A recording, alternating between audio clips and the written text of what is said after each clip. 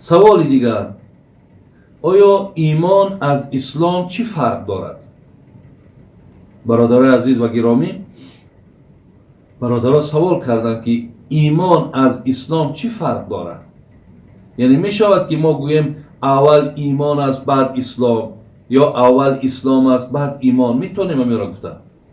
من در فقه اکبر گوییم از عقیده بسیار پاک حضرت امام ابو حنیفه، کتاب خود ابو حنیفه، برای شما عباره های میخوانم در همین باب.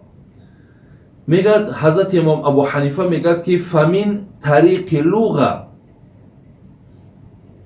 فرق بین الایمان و الاسلام. بین ایمان و اسلام از روی لغت فرق است. یعنی معنای ایمان اگر یک بگیم که اعتقاد باطنی باشد یا تصدیق باشد، معنای اسلام سر نهادن در امرهای الهی، یعنی تسلیم شدن در فرمودهای خدا. بین یعنی از روی لغت فرق میکنن. معنای ایمان دیگر چیزه، معنای اسلام دیگر چیزه. ولی در دوام چی میگه حضرت؟ ولکن لا یکون ایمان بلا اسلام ولا یوجد اسلام بلا ایمان. لیکن میگه هیچ وقت تصور کرده نمی شود که ایمان را به اسلام و یافته نمی شود اسلام را به ایمان. نمی شود یک کس مؤمن بگوی مسلمان نگوی، یا مسلمان بگوی مؤمن نگوی. یعنی میگه اینها را از یکدیگر جدا کردن امکان ندارد و ممکن هم نیست. و چی میگه در اخیر؟ و هما کالظهر مع الباطن.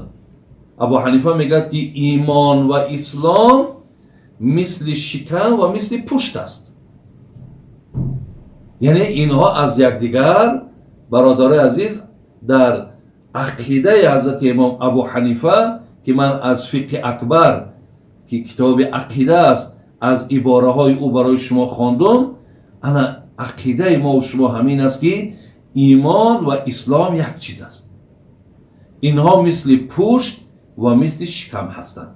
بگذار اگرچه در دیگر گویم انا مذاهب دیگر یا گویم گروه های دیگر اگر چگونه ای که معنا میکنن، لیکن مذهب ما و شما آن چیزی را که برای شما بیان کردم انا همین است.